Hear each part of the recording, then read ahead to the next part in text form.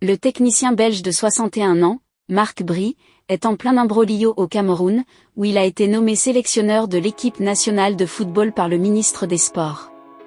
Le Cameroun est plongé dans une crise sportive sans précédent, accentuée désormais avec l'annonce de la suspension du sélectionneur, Marc Bry, par la Fédération camerounaise de football, FECAFOOT. L'histoire commence le 9 avril dernier, lorsque le ministre des Sports, Narcisse Mouel Kombi, nomme Marc Bry pour remplacer Rigobert Song, non reconduit après l'élimination de la sélection camerounaise en huitième de finale de la Coupe d'Afrique des Nations face au Nigeria. Samuel Eto'o, désavoué, avait qualifié cette nomination d'illégale et avait même zappé la cérémonie de présentation de son sélectionneur. Malgré cela, Eto'o s'était finalement rétracté à accepter l'arrivée du technicien belge de 62.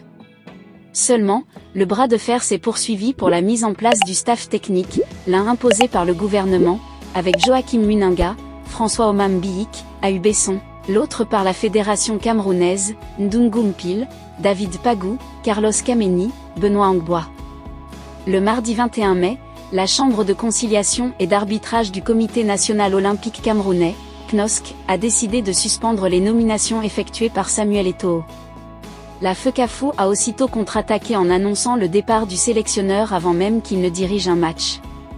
Dans cette situation chaotique, le journaliste de Canal+, Nabil Djelli, a jugé nécessaire de se lâcher contre Marc Bry. Sur le plateau de Talent d'Afrique, le journaliste franco-algérien a déclaré « Je me pose une question en fait.